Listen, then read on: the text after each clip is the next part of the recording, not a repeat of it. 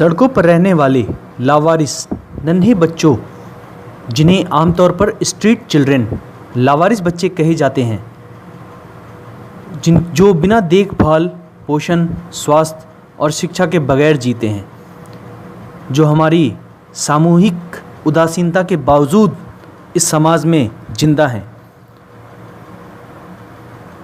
सड़कों पर नज़र आने वाले लावारिस बच्चों को देखे बिना हमारा एक दिन भी नहीं गुजर सकता है, लेकिन हम उन पर कोई ध्यान नहीं देते। वो लगातार शारीरिक, मानसिक और यौन उत्पीड़न झेलने को मजबूर हैं। उनमें से कई बच्चे ऐसे हैं जो फेंके गए भोजन को खाकर जीवित रहते हैं और उनके पास तन ढकने के लिए भी पर्याप्त कपड़े तक नहीं होते। यह भी सत्य है कि अपराध बोध और दुख के कारण हम में से कई लोग उनसी आंखें तक नहीं मिला पाते। उनकी पहचान का कोई सबूत नहीं होता है और आपदाओं के समय अगर उनकी मृत्यु हो जाए तो वे किसी आंकड़ों में शामिल नहीं होते हैं। पर अब इसकी सख्त ज़रूरत है कि इस देश में पल रहे ऐसे बच्चों को उनकी पहचान दी जाए, समाज में एक जगह दी जाए ताकि वो सर उठाकर चलना सीखें और देश और समाज के उत्थान में आगे चलकर भागीदार बने। हाल ही में आगरा में नरेश पारस, जो लंबे समय से बच्चों की सुरक्षा के लिए काम कर रहे हैं, उन्होंने अंतर्राष्ट्रीय स्ट्रीट चिल्ड्रन डे पर ऐसे ही कुछ बच्चों के साथ एक रैली निकाली, जिसमें वो बच्चे अपने राज्य के मुख्यमंत्री आदित्यनाथ योगी जी और देश के प्रधानमंत्री नरेंद्र मोदी जी से अपने पहचान की मांग की है। योगी जी, हमें पहचान दो, हमें भी नाम दो, शिक्षा, सुरक्षा और सम्मान दो। ये उन बच्चों की करुण पुकार है जो सड़क, footpath, railway station, bus stand और झुग्गियों में रहते हैं। चाइल्ड राइट एक्टिविस्ट और महफूज संस्था के पश्चिमी उत्तर प्रदेश के रीजनल कोऑर्डिनेटर नरेश पारस की अगुवाई में ऐसे बच्चों ने आगरा में पुलिस लाइन से जिला मुख्यालय तक रैली निकालकर प्रदेश के मुख्यमंत्री योगी आदित्यनाथ से अपनी पहचान की मांग की। बच्चों ने आगरा प्रशासन को मुख्यमंत्री के नाम संबोधित ज्ञापन भी सौंपा। सड़क, footpath, railway station, bus stand और झुग्गियों में रहने वाले बच्चों की पहचान आखिर कब तक उन्हें नहीं दी जा सकती? शासन प्रशासन के पास भी ऐसे बच्चों का ब्यौरा नहीं है। अत्यंत असुरक्षित हिस्सा है ये, क्योंकि परिस्थितियों की वजह से वे यहाँ रहने को मजबूर होते हैं, जहाँ कोई सुरक्षा, निगरानी व देखरेख संबंधित वयस्कों से नहीं मिलता।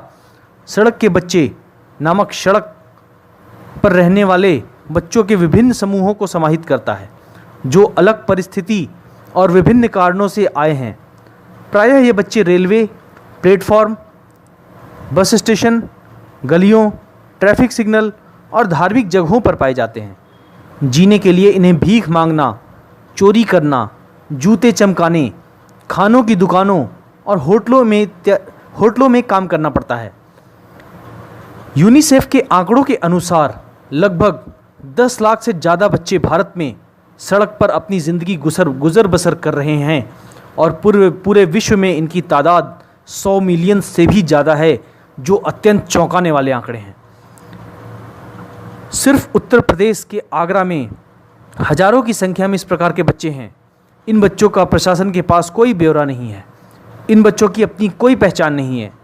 शिक्षा का अधिकार अधिनियम का भी इनको लाभ नहीं मिल पा रहा है। और मैं बच्चों के लिए काम करता हूँ। किस लिए प्रदर्शन कर रहे हैं? आज इंटरनेशनल स्ट्रीट चिल्ड्रन डे है। जैसा कि जानते हैं कि सड़कों पर, झुग्गी झोंपड़ियों में तमाम ऐसे बच्चे रहते हैं जो कि जिनकी कोई पहचान नहीं है। रेलवे स्टेशन, बस स्टैंड, ऐसे बच्चे रहते हैं जो बच्चे भीख मांगते हैं, नशा करते हैं। ऐसे बच्चों के लिए सरकार के पास में कोई पुनर्वास नीति नहीं है, कोई उनकी सुरक्षा की नीति नहीं है।